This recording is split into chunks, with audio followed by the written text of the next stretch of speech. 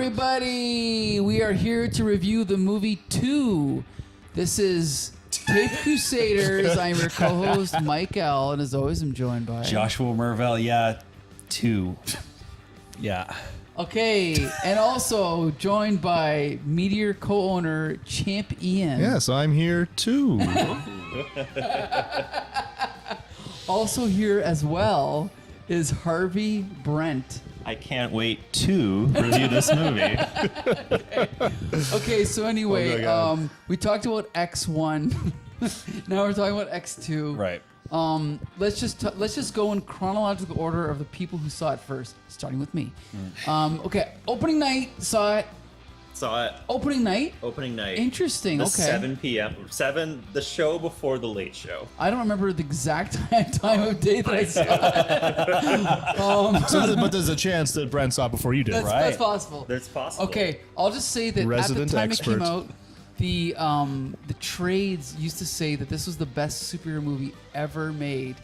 I was the number one naysayer, the first naysayer ever.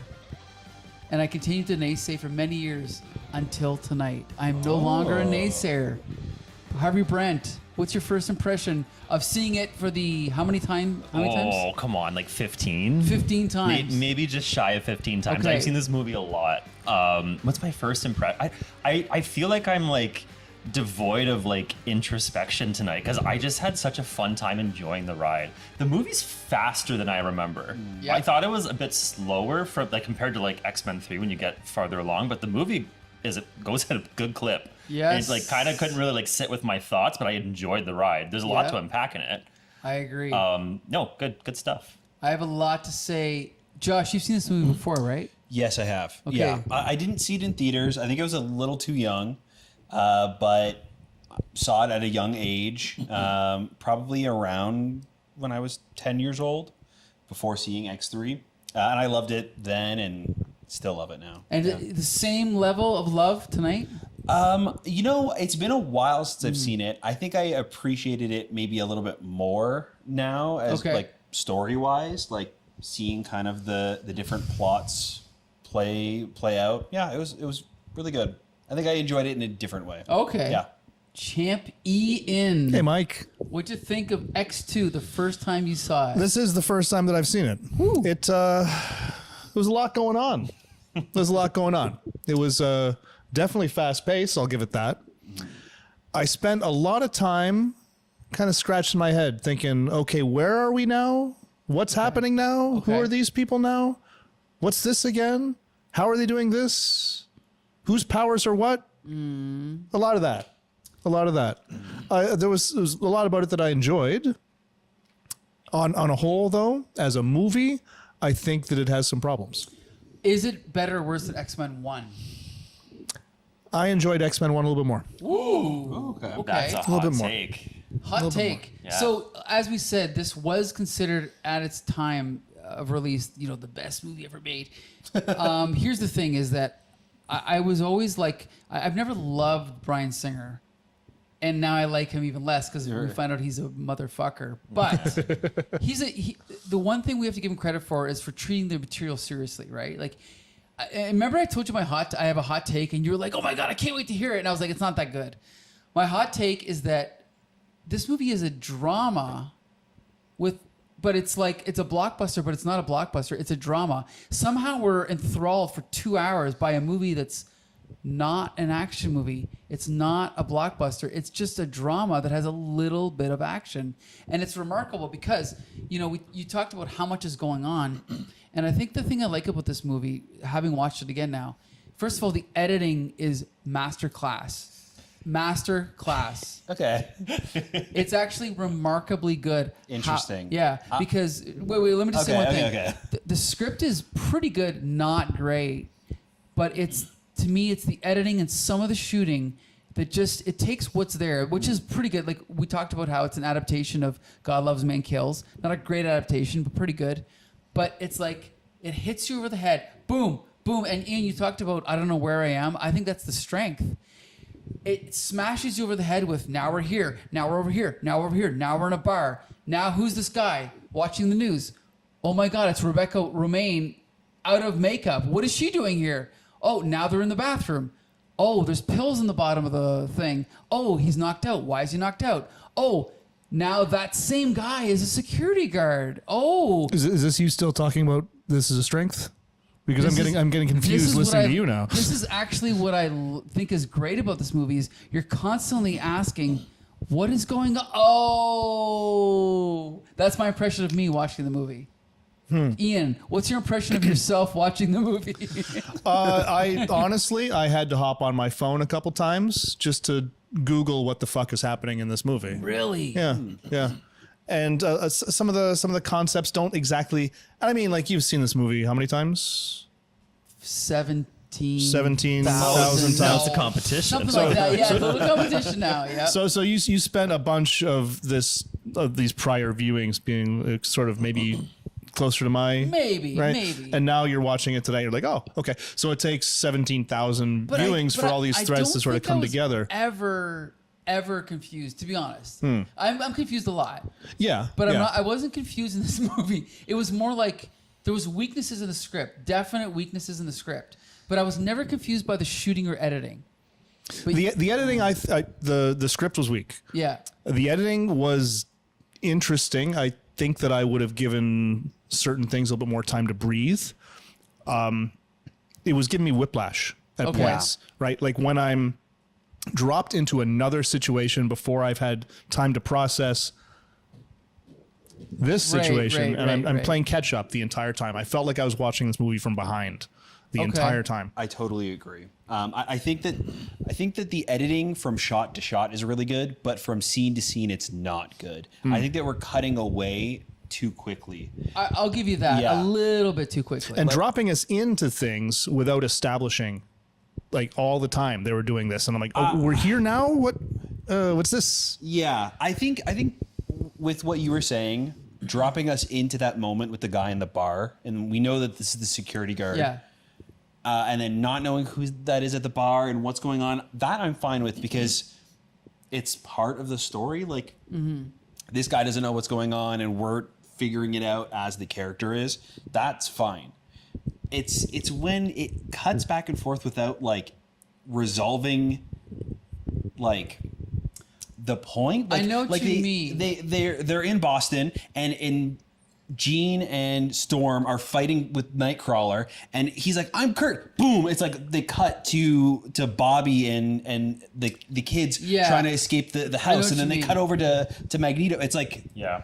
I know all of these things are happening at the same time, but I need to be able to like think about what is happening in the scene before you cut and give me a small piece of a different scene. I'm gonna suggest a theory that knowing that the script was not great, the editor compensated for that. Interesting. By cutting away and cutting back and giving us the bare minimum so that what's there is exciting. But like you said, now the weakness is it's almost like you're pulling away so fast that it's disorientating. Right. Right? Yeah. I'll give you that. I know what you mean. But I just think that what's there, I don't know. I was impressed because I don't think Bryan Singer's a good director, but there's some good shots in this movie, and even like when they're in the house and they're talking to Bobby's parents, and the camera's up here, and there's some pretty cool shots in there, and it's like used at just the right pace, I think. So I don't know. That's I think the strengths of the movie. Now the weaknesses of the script. There's still weaknesses, right? There's some cheesy dialogue. The next time you feel like showing off, don't. So bad. And that's the thing is what I remember opening night how many years ago? 23? 22. 22 years ago, so going like, are you kidding me? Even the whole thing about Professor X being able to freeze everyone in the room, like I don't like that. it's so stupid. Yeah. You can't do it in the comic. Was that not a? No. Because those were some visually compelling scenes. Yeah, it was And they compelling. stuck in my head. If it's not canon, then I can Right. see it. But it's like those were some of the to Yeah. me more interesting scenes. You know, I think I would be fine with them adding it if it had any weight in the movie. Like there was really no purpose It's just for a them gimmick. to do it. It was Yeah. a weird gimmick. Well, they had to slow the movie down somehow in order to let Right. Patrick Stewart say something. Well, like I like they so we have this scene where Bobby's in the kitchen Wolverine walks in. He's like, "Whoa, does everybody here stay up?" And then he grabs the drink and he freezes it. Right. The second it turns cold, they cut away again. I know you're and saying. they cut back. Like it's just so. I don't know. I would have liked to have seen that scene play out and have this moment to breathe, and have these two characters relate to each other. But I know that it happened, but I don't like feel the connection. I only remember it too because of these fun little moments, like the idea of like using your powers to freeze your drink is so fun. But It might have just been a poorly done scene, and the editor Maybe. was like, "Cut this piece of shit out." Maybe. I don't know. You I know, don't you know who possible. deserves a credit for editing in this movie is Famke Janssen, because how many times did I count Jean Grey saying something's happening over there, and she Yeah. like squids? I know. She's like, they're almost I know. using her as like a segue to get to something Right. else going on in the movie because know- of her telepathic powers. You know what? It's funny you should mention that because a character noticing something else going on somewhere else. It's a weird, like, okay, the most. Okay, M. Night Shyamalan has many strengths, but he has so many weaknesses. Bryan Singer has some strengths, but he has these weird weaknesses. And you just mentioned one. Professor X freezes the room, and then he says, next time you think about showing off, don't. And then the TV's playing, and everybody looks over to see what the next scene's gonna be. Right. It's explained on the TV. It's such a weird. Segue. It's Yeah. it's like a segue. It's like a weird weakness that he. yeah, and so we were also talking about how it's weird that Xavier is freezing everybody, right? Yeah. He freezes the entire museum, and then they find out that this mutant was attacking the White House and something bad happened. It almost feels like it should have been flipped, right? Like, give him a reason to To freeze the room. He was freezing the room because of pyro. Because of pyro, yeah. Yeah, but Pyro was just So? doing something silly. Like it But that's wasn't. why- That's why. Beam into his head and tell him to stop. Or you know what I mean? Like, there's so many other Oh, no, things you're you could right. do. No, but, let's you be know, it clear. seems It's- like an overreaction. If it was Yeah. the comic, he would have just done that. But Right. it's the movie, It's so just they so- gotta do this visual I bullshit. don't know. No, I know. I don't like it There's either. a lot that doesn't make sense. Like it's almost there. Like Yeah. Like why is Storm the one that is like weirdly like I'm angry? Like, I'm mad at the world and the humans. Like you are. I know, I Like, know, I know. We haven't seen this side of you ever. Okay. Like there's. You know what's okay? I gotta say the problem started in scene 1. No, actually, sorry, no. Scene 1's great. Nightcrawler breaking into the White House is a great scene. Let's all agree on that. It's a good scene. Yeah, I yeah. will right? shake, yeah, 100%. And Nightcrawler in the comic can teleport, but never in the comic did they have him A doorway. like boom, boom, boom, boom, boom. Never, because I don't think a comic writer would think of that, but a film writer would think, It's okay, also hard to show. right? Yeah, it's hard to show, but Yeah. like the movie's the first one where it's like, no, I'm gonna be here, punch you, then I'm gonna be over there, stab him, be over there. Like the comic just didn't do that, so it's smart they did that, and that's a great opening. It's very exciting. Then the next scene, it goes shoo, like you're losing out of your script. All of a sudden, you have this bullshit scene with Pyro and Iceman, and then and this is where it goes downhill. Cyclops comes to Jean Grey and goes, "Are you okay? Ever since the last scene in the movie we just did, blah blah blah," and it's like sad piano music, and then they start talking about things we haven't seen. He says something like "you lost control," whatever he says. Levitating a book about Cher Yeah, it's like across no. the room. Why don't we show that? Why don't we have you in bed Yeah. and have that happen instead of just talking about it? Yeah. That's where it starts to fall apart. I think. Scene 2, right? But anyway. But we like the movie. But we like. No, here's the thing. I'm the one defending the movie. No, I like it too. Yeah, It's great. you're right? I think so I think one of the reasons I like it so much tonight is the pacing is so good, the editing is so good, and even though it's only a drama and not really an action movie, you're piling on things, and I kind of forgot the order that things happen and how quickly they happen or how slowly they happen because you're watching the movie and watching everything unfold. And the invasion of the school, which is like probably like the climax, not the climax, but it's like the centerpiece of the movie. It takes a long time to get to that point, right? But it's so well done, I thought. It's actually better than I remember it being. Right. I think this is too. I don't like to talk about Wolverine in the X-Men movies because he gets enough attention in his own Right. solo movies, but like they do a great job with him going berserker. This is the Yes. first time we really see it, because we didn't really see it in X-Men Right, 1. right, Yeah. right. The whole way, like I've noticed too, I was one of the few thoughts I had during the movie, because I was enjoying it so much, is I noticed that, I think we talked about this in X-Men 1, that the action scenes tend to be poor, Yes. but I noticed that the action scenes when it's mutant versus human are really good. Okay. But when it's like, like a Deathstrike or a Mystique versus Wolverine, they're kind of cheesy, they're poorly Yeah. coordinated, Toad versus Storm, lame. Yes. But when it's like Wolverine just mauling a bunch of guards, or like Mystique like kicking their ass in the Yeah. dam, Really it's good. really well staged. That's so Yeah, that's a interesting. good But point. they can't do mutant versus mutant. But when it's in the Maybe- school, it's all Wolverine Sure. whooping their asses, and it's great. And they Yeah. build that energy very well, and they build that intensity very well, and it's just a fantastic scene. Yeah. Well- I think too, like showing them like taking out the kids right from the start is a great way to do that, because Yep. we're in a building where they are showing us that all of these people have these great powers. So using the kids as a weak point Right. for Wolverine. Right. So it's not just like, how cool is it that Wolverine's beating up all these guys? Like, we're actually kind of like tense. And he's also by himself watching the kids. Yeah. trying to he's- get these kids out of there. So yeah, I thought that. What Yeah. about the imagination to think of Magneto's prison all made of plastic? That's Vision. awesome. That's Vision. And then the way, okay, one of the best scenes in the movie, the security guard with was it like salt tablets or whatever it is? The security guard, the Mystique gives them. Yeah. She injected, She him, with injected iron. him with iron. Not salt, iron. Yeah. Salt. Anyway, the fact that Magneto, he's like, there's something different about you. Too much iron in your blood.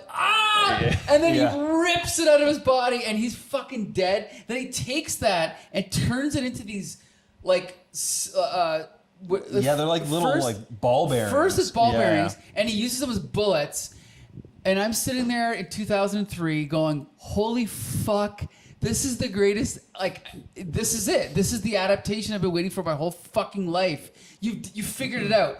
The master of magnetism is being creative and using these, like, this element to create these pellets, turning them into bullets, breaking through, then turning them into, what is that? Like a disc or like a something? disc, Yeah. and just standing on it and flying. Oh fuck, right? Like Yeah. 2003. What's your reaction to that scene?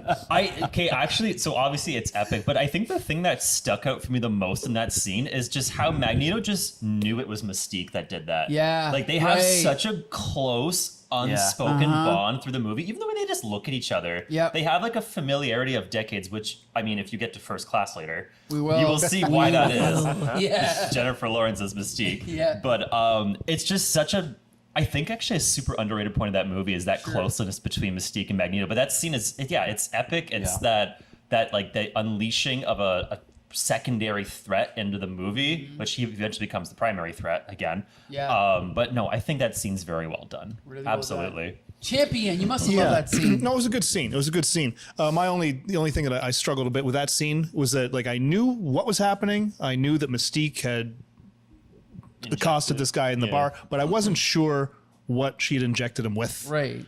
So it didn't exactly leap out at me like, oh, it was iron, and now it's in his blood, and now he's using this. Like, I knew that he was getting iron from his blood, but it took me a while to put two and two together that that's what she injected in him. So I think they could have handled that a little bit better. But the scene was fine, and it was fun to see him whipping these ball bearings around and shooting everything up. Yeah. Was it a masterful scene? I don't know. I think it was pretty close good. to masterful. It was pretty good. The score does a lot of work too. Okay, Yeah. the music was excellent in this movie. It was Yeah. really good. Yeah. And really, it says something that, like, the music in this movie is recognizable when we have the score for the cartoon, because I feel like the what are you saying the cartoon music is good? is the theme song. It's like very like famous, like the Yeah, it's famous, but I don't think it's good though. No, Really? No, I like it. I never, Yeah. ever, What? ever That's so liked weird. it. Never. Okay, well, it's very iconic, and I feel like it's very connected with X-Men. Okay. And the characters. And now to have this, I think it it at least holds up. Oh, it's against excellent. It. Yeah. It's, The score it's is very good. It's Yeah. very good. I think like I think it's like the script is not great, but some of the shooting is great. The editing is good. The everything on top of it's good. The acting, we got to talk about some of these actors, right?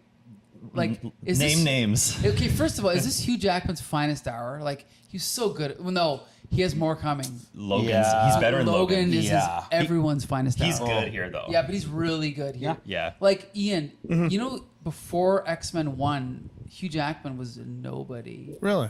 And he auditioned just like 1,000 other guys in Toronto for X-Men. He got the role, and like, he's incredible. Well, he is Wolverine now, Right, right? Like right. you can't separate Hugh Right. Jackman from that character at all anymore, no matter what. He was the strongest actor in this film Right. by a country mile. Yes. And to hear that he gets better, yeah. that's just Well, wild. we He gets dipped down a worse. little bit. Yeah, he gets worse. We a little we bit, went but down, then we back get up. he gets Yeah, much yeah, better. yeah, yeah. Yeah. I again, I have to make a plug for the trickster of this franchise, Mystique. Like, she is constantly rolling her eyes in every scene that she's in. She's so over this like human bullshit. Yeah, okay. Yeah. I gotta comment. I don't think she's a great actress, but she always has some of the best moments. In the X-Men 1, you were the reason I didn't. What did she say in the first? It was people like you that were the reason I was afraid to go to school as a child. Right. That's a great. And then this movie, one of the best lines in the movie. But we shouldn't have to. Yeah. We shouldn't have to. Best line in the movie, right? Great. I agree. It's the wrong character. Not Mystique. Why is Nightcrawler the one saying that? No, I have exactly why. Because Nightcrawler cannot fit into normal society. But he also like has a whole speech of like, I don't care. Like he pities talking. people that look at him differently. Exactly. And then So he that doesn't doesn't about fit. face. Yeah. That part like doesn't fit. The he's other part- talking. He's talking Yeah. about how I never caught that before. he's like I don't care. Like I have my faith. That's all I need. Blah blah. Blah. That's his character. And then he's like, why? You can change what you look like. Why don't you stay that way? It's like So then it was the other part they should have cut out because it doesn't fit. does maybe not fit. or maybe have Pyro say it, right? I'm Like, just saying or something. No, you know, but like in the comic, he's the one who longtime fans will know uses the what is it called? Remember, he uses that device to change his face to make it appear like he's normal. Yeah. And then there's the famous story by Chris Claremont and John Bolton where Wolverine basically says, no, don't use it. Let's go to the bar and just walk in like yourself.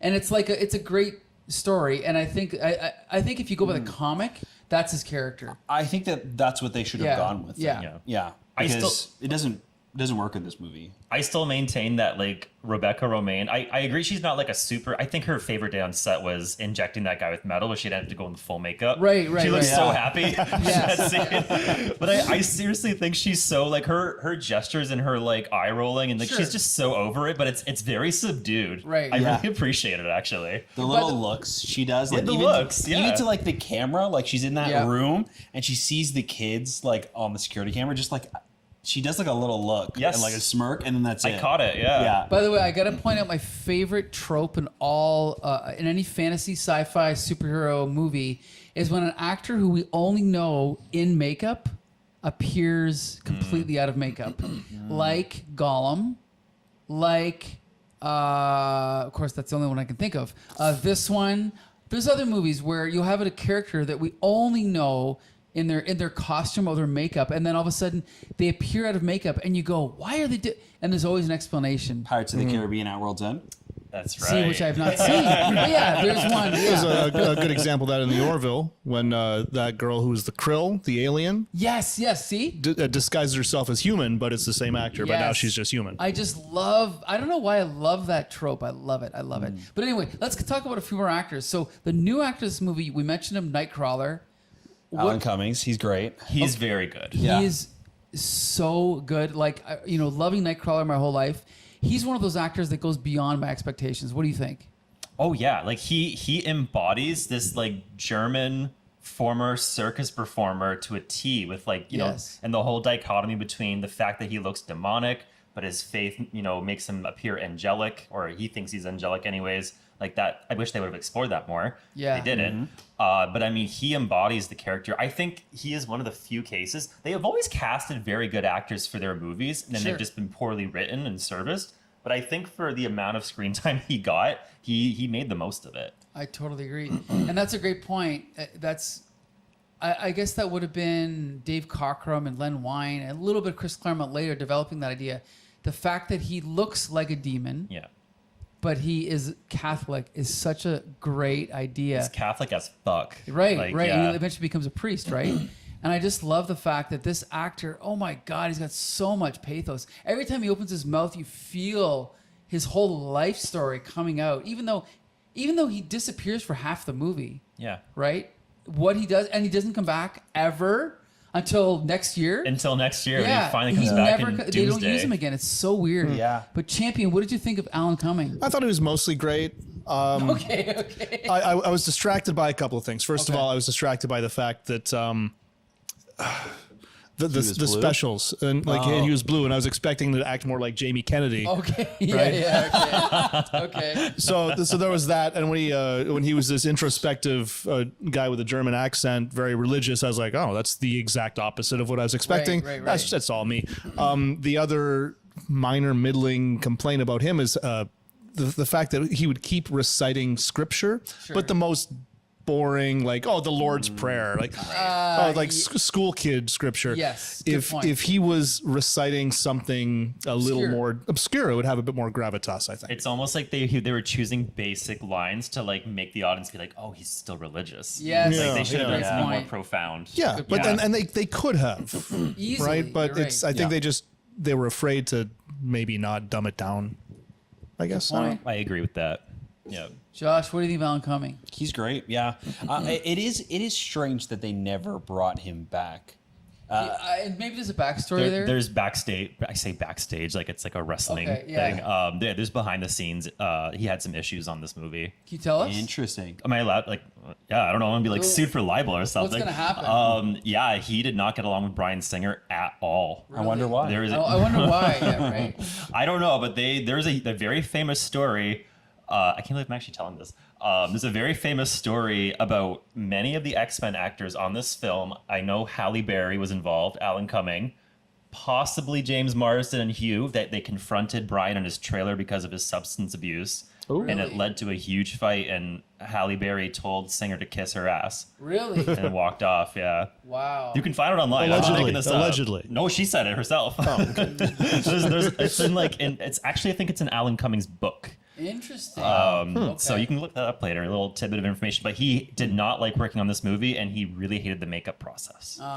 Understandable. Understandable. Yeah. Well, it's all CGI now, so yeah. hope not. Who else? Who else? So the other two new Okay, characters, new actors. Who else we got? Josh? Pyro and Deathstrike. yeah. Pyro. Let's talk about Pyro. Okay, Bryan Singer has cast some good actors, but he also has this weird knack for casting really Aaron Stanford. dull kind of actors, and he is a dull actor. I don't think he's a great actor. Pyro, what do you think? I have no opinion of him. Right. He's Yeah. I think the one thing that bugs me about Pyro in this film, no offense to the actor, but like Pyro's supposed to be Australian. Good point. Yes. It's like that's like one of his main defining features is he's an Aussie. They just tend to do that in these X-Men films, the Fox Universe films. They just kind of Americanize everyone Totally. except Nightcrawler. He's whatever. He's fine. He does have a bit of that mean streak under him, which I think is the only redeeming quality about him. Sure. Because we know he is a villain. He's never really an X-Man. No. So, he's fine. Yeah, exactly. He's whatever. Champion. I don't know. I didn't really notice them. Right. I didn't really notice exactly. the thing I noticed about him the most is the clicking noise of his Zippo, which was just a little bit too loud in the mix. I was annoyed by that. I guess he turns heel at the end and he Yes. joins up with Mystique and Magneto. I didn't care about that. It just didn't seem as though he. I don't know. I didn't care about him at all. At all. That's kind of my opinion. Josh, what do you think? Yeah, I wish we would have gotten like a small little moment or two of him not feeling accepted by the X-Men, because his turn doesn't make any sense. Like we do have that moment of of him talking to Magneto in the jet. Like, what's your name? No, your real name. Like, Real name. That's Real that's name. great. It's really, yeah, that's fantastic. Yes. But I feel like we were missing that doubt ahead of time. Yeah. To The only thing we have is the fact that he's an asshole from the beginning. There's no doubt Yeah. he is an asshole, right? and we have Yeah. like From a the beginning. moment where he's like looking at the family photos. And he's like In envying a Bobby's house? family. Yeah, Right, He wants yeah. a family. But like, That's good. I don't see. He's constantly hanging out with Bobby and Rogue. Why? Like, I don't see And them. it's not like they're giving him a clashing hard head- time. Yeah, It's like- it's. I don't yeah, know. that's a good point. You know what's interesting though? Throughout the entire film, a lot of people do kind of like chide him or like nit at him. Like Bobby's mom's like, "Can you cut that out?" Or like Wolverine tells him to sit back, and like people kind of like pick at him every little Sure. moment, Right. but Sure. it's still Well, yeah, not. but It's I not mean- an earned heel turn. Yeah. It's not when earned. she told him to cut it out, I was like, yeah. Well, yeah, it's annoying. Because He's being annoying. I know. But like I know. I think that's what they were trying to do with him is like build up all these people not accepting him. Sure, right. And right. then that's I'm a bad guy because nobody accepts me except Magneto and Mystique. And Right. I think that's what it was. It's weak. Well, they got it It's reversed, weak. right? It's Like weakly nobody accepted executed. him because he was an asshole, not the other way around. No, I agree. Yeah. I think there's a flaw there with how they handled that. Unfortunately. Okay, there's a supporting villain character, Lady Deathstrike, right? Yeah. That's You say that like you don't know who she is. I know who she is, but she had no lines. What are right? you doing in here? Is that it? That's it. That's all she had. I mean, Bryan Singer also has a weakness for that of like just having characters that say almost nothing, Silent henchman. right? Yeah, it's annoying. It's kind of like a weak writing. And I a mean, poor with- fight with Wolverine. Again, they cannot do mutant versus mutant fights in these films. You know, that scene was okay when she was like stabbing him in the back. I thought it was There pretty were good. yeah, That was there were pretty good. moments, but then like yeah, when we have that close up and she's like stabbing him really quick, that's kind of cool. And then how he defeats her is kind of fun, I pretty guess. cool. But the bigger picture, like I can almost see the wires hanging off of them. You know what I mean? It's a lot of just them Special up in the air effects are not spinning. great. I know. And then landing down, and then they jump and they spin and they are punching each other and they land. Like that's not really a Wolverine or Deathstrike thing. Like it just I don't know. Champion, what do you think? Well, I had a little struggle with that fight in the sense that, okay, we know what Wolverine can do. I don't know who this person is. And it's revealed to me in this movie that, oh, she's got adamantium claws too. So now they're going to fight. And he slices her up. Oh, and she can heal herself too. So they're equally matched completely. So now I don't care at all. I know Because what like you're saying. how like you're both invincible. Yeah. So why am I watching this?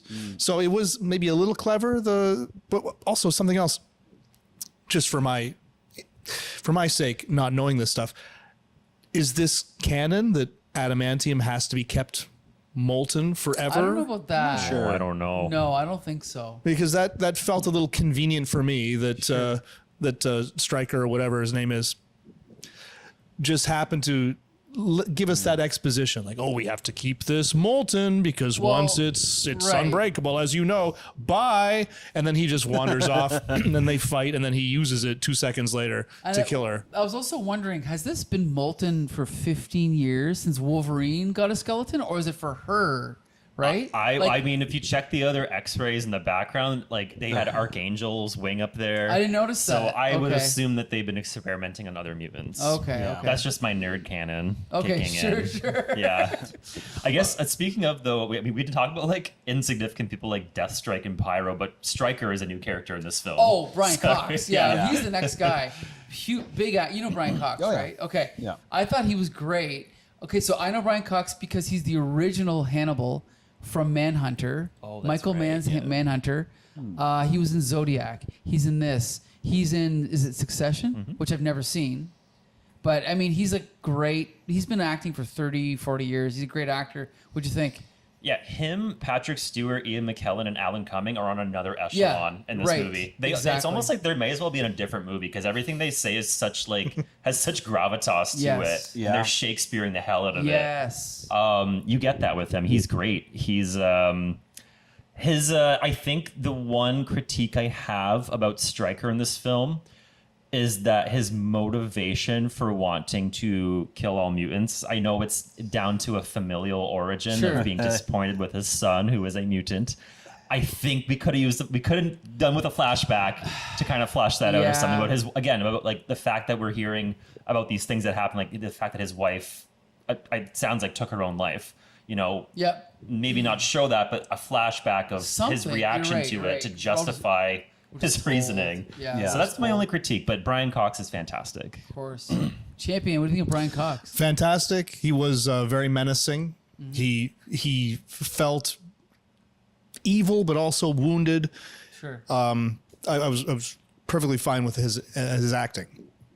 I didn't much care for the fact that for the last third of the film, he just kind of wandered around. He walks from room to room. He'd wander into a scene and something would happen. He'd wander out and give a quip and then or a line. and I don't know what he's doing or where he's going. Eventually, it seems that he's just leaving slowly.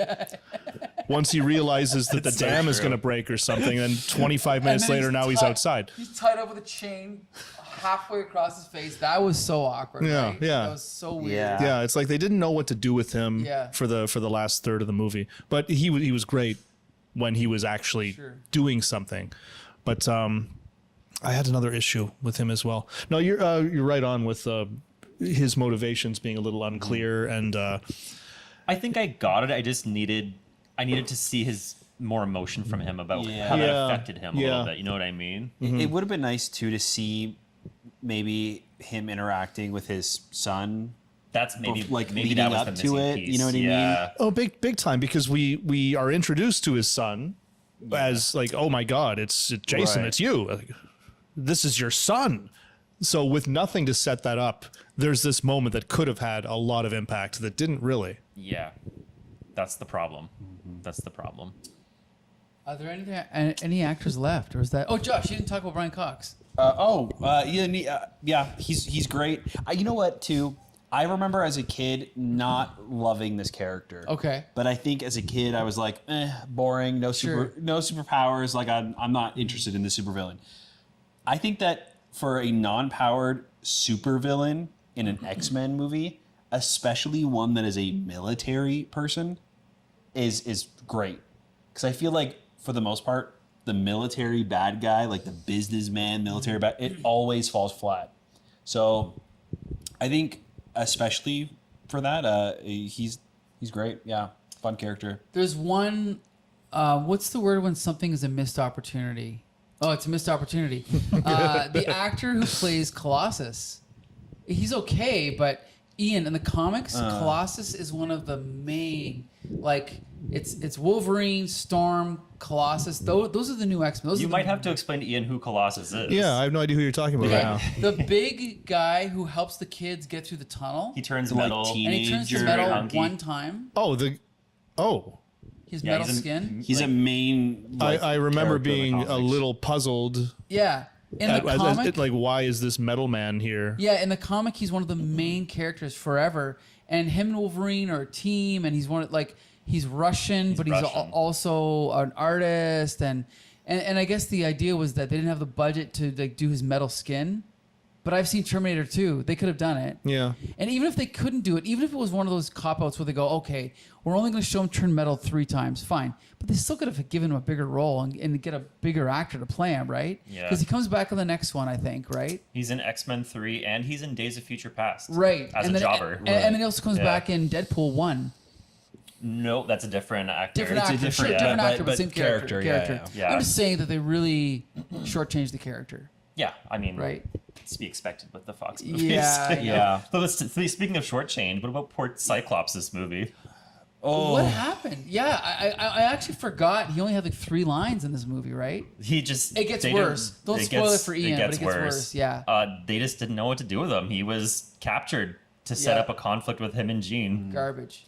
They did not do a good job with Cyclops. No. To be clear, Cyclops is the leader of the X-Men. He's the main character. Yeah. Yeah, you probably wouldn't have gathered that from the films. Did you gather he was the leader of the team? I wasn't even interesting. I wasn't completely convinced he was an X-Men at all. He is the X-Men. Yeah. Like the X-Men. And what was going on in that one scene that he was in where he suddenly started trying to kill everybody and then he was mind controlled because he took Xavier to see Magneto, but then the gas knocks Xavier out, and then Deathstrike knocks him out. So Brian Cox And then- put the serum. Right before serum in But it only his worked. neck. But it only worked for a minute because he tried to kill everyone, and then Yeah. Jean Grey finds him. He's like, "Oh, you're okay. Everything's Jean Grey fine." punched it out Comic of him. I think. logic. she punched Yeah. it out of him. No, Oh, but okay. All right. right before he attacks her, they zoom in and they close up Yeah. on the back of his neck. to Yeah. explain- I did see that. Yeah, yeah. I did Yeah. see that. Yeah. But I didn't know when that might have happened. And Mind then he's control is- fine again, Right, and a he's minute fine, later. I know.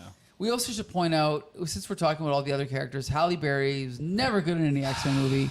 I don't think at all. She wasn't good in this. What'd you think? Okay, Pete. I don't know. She's not good in it. The thing that I think puzzles me about Storm in this film is after X-Men 2, she had a real problem with this franchise where she didn't want to do X-Men 3 because she felt like she didn't have anything to do. I actually kind of disagree. I think they balanced her pretty well. I mean, considering they neglect all the X-Men except Wolverine. Right. But like, she's the one that ultimately saves Xavier Yeah. in Okay. Cerebro. Like, she Okay. does have a saving moment Yeah. there, and she has a fantastic sequence with the tornadoes. She is the one like leading them through the pre-mission plan before they infiltrate the base at Alkali Lake. Like, Storm actually has like a little bit of importance in this film. Sure. Relatively, again, I understand that there's so many characters to service. Is she good in it? No, she lost her accent from the first film. So She's bad. a mistake. Apparently, she's angry at people, but then she doesn't like show it. Right. Like that Nightcrawler's like basically telling her like, "Smile, honey." Like that's kind of what I got from that scene. Where it's like, Yeah. Mary, what's going on here? So no, they didn't do a good job writing Storm. But again, I'm very jaded on the writing Yeah, of I any agree, X-Men yeah. character except Wolverine. So no, she was. No offense to Halle, but Josh? Yeah. I feel like she lost the accent in the first movie. oh, Halfway maybe through, halfway through, yeah. it's not working. Yeah, she's not great. And she does have stuff to do in this movie. I think that she just doesn't have the setup for it. Like Yeah. she does, they don't give her a reason to be angry. They don't give her a reason to oppose Nightcrawler at all in this movie.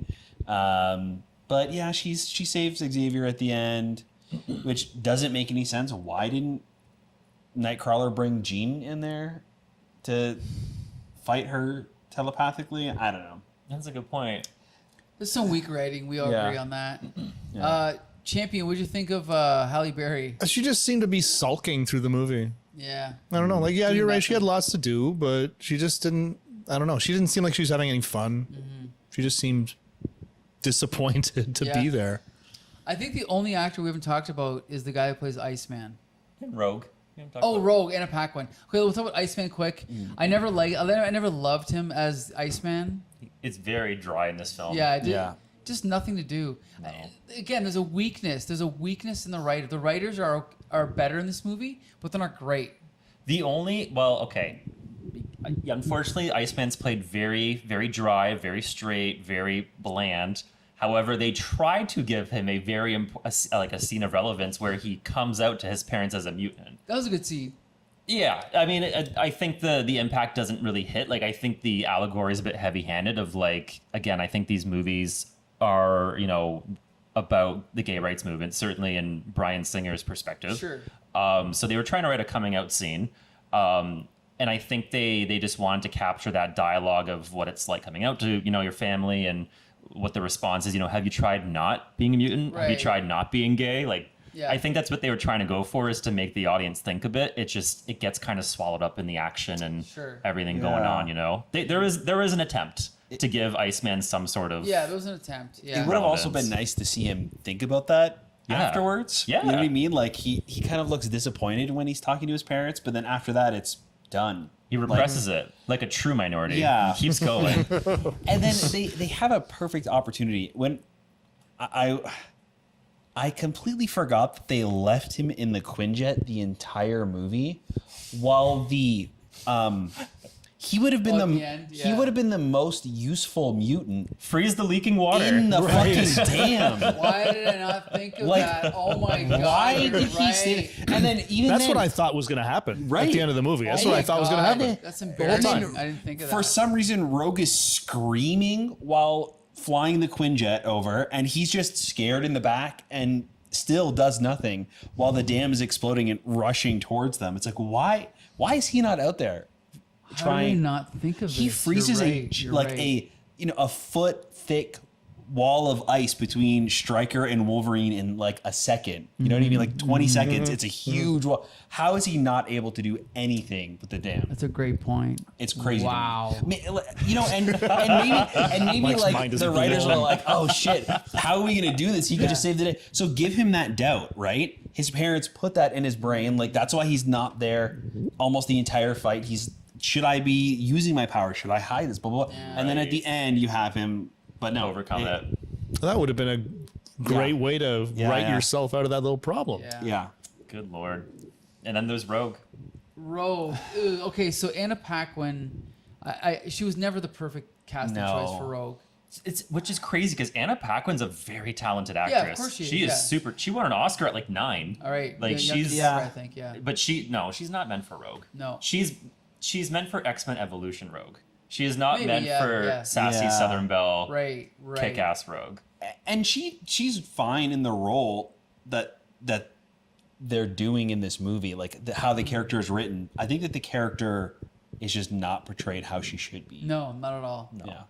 The only scene that was even interesting was when she kisses Iceman and then exhales like steam or whatever it was, like ice. Yeah. You know. Yeah. And then she steals his powers. That was kind of interesting, but everything else. I mean, it was cool the fact that she can't touch Iceman, so they can't kiss, so they can't do anything. Yeah. That was cool. But other than that, there was nothing for her to do. She does stop Pyro as well when he's wreaking Great havoc moment. on the cops. You know what? It's funny. I didn't notice till this time around. That was a pure Brian De Palma moment. Brian De Palma always has these scenes of super slow motion, like in Carrie. Go back and watch Carrie. You know Carrie, right? Have you seen Carrie? When like the blood is being poured on, and there's always one character that kind of notices what's going on. And I'm like, oh my God, I'm in a Brian De Palma movie. She looks up and realizes, I'm the only one. And she takes off her glove and grabs his leg. That was a great moment. Again, Iceman could have put that out. Yeah.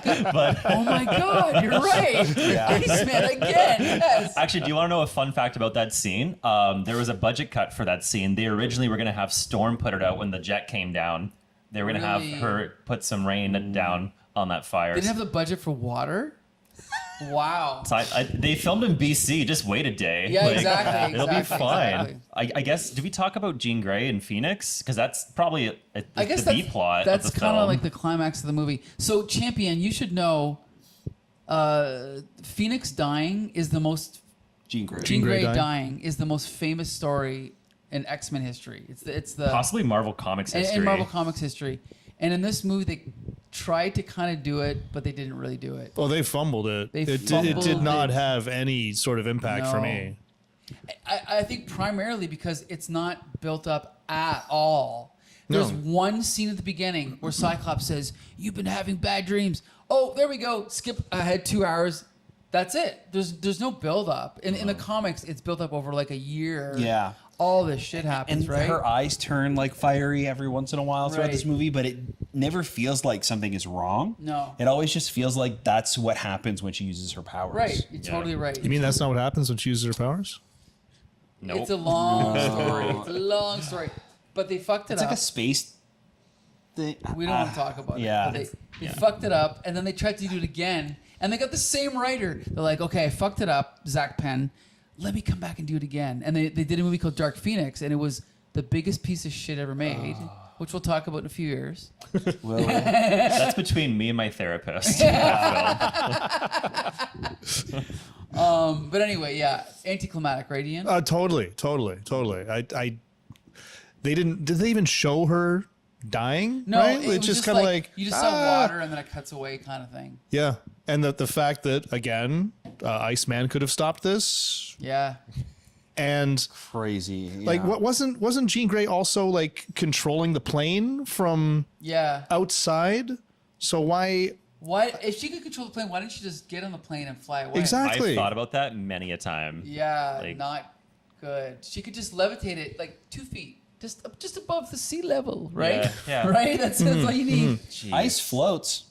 Hey, Yeah, that's a Hey, good point. all he needed was That's like a good little point. ice cube That's underneath a it. good He was point. too afraid to use his powers. Wow. His parents put doubt in him.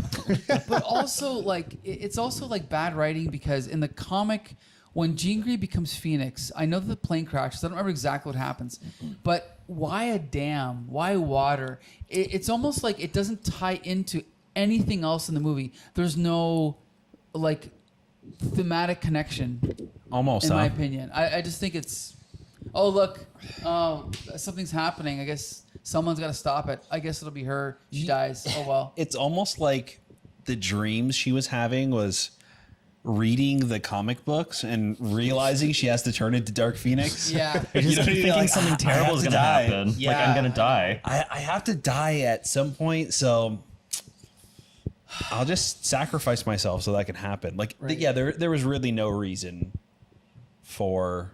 No, it was just awkward. Yeah. So overall, I guess the writing is just as uneven as the first one, a little bit better, but I do think that it's executed better in this movie. What do you think, Champion?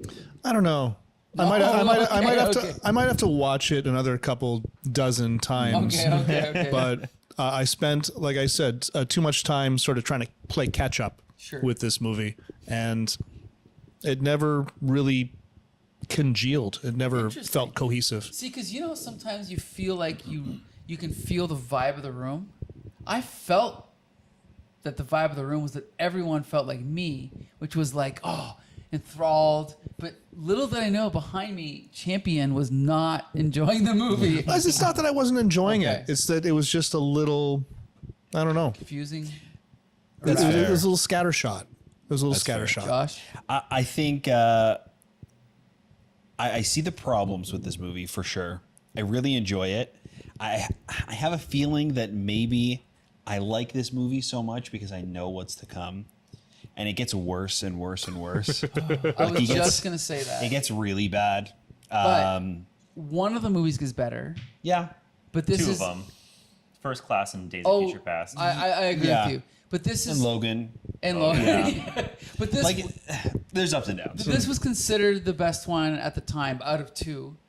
But I think yeah. I think the comparison too, though, was not only to and also to Spider-Man 1, but also to a lot of the comic book films in the 90s. Like, I think they were stacking this up against like Burton Batman films. Sure. That's what they were going for. Yeah, you're right. They were comparing it to all those. And it was considered great when it came out.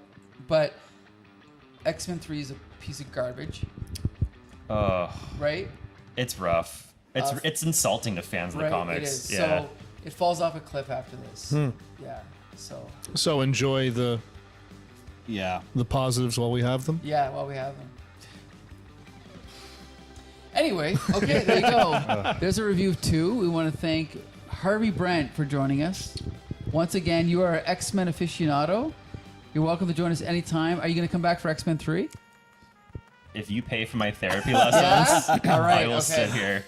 We'll take up a collection. Yeah. Yeah, there you go. Champion, we want to thank you for watching X-Men 2 for the first time ever. Thank you very much. I'm not mad about this Sure. movie. I'm not mad about it. Missed opportunities abound. Yes. But on a whole, it was fun. It was And I fun. want to thank you for hosting movie night every week at Meteor, usually Wednesdays, sometimes Tuesdays, sometimes not. But every Wednesday in Shocktober. That's right. Every Wednesday, 5 Halloween movies. Be sure to join us at Meteor, right? That's right. 7 p.m. That's right. Sharp. Well, sometimes. Ish. Yeah. It's 7 p.m.-ish. Yeah. It's 7 p.m. somewhere. And Joshua Merville. Tell everybody where you can find us. I don't think you ever called me Joshua Ever. before. Never. I don't even know who that is. My full government name. Yeah, what's your middle name? I'm like your mother. Clean your room. Dox you. Exactly. You can find all of our stuff over on our website at comicbooksyndicate.com. You can also find the video format versions of our episodes on our YouTube channel, so check us out there. Till next And, time. yeah. See you later. 2.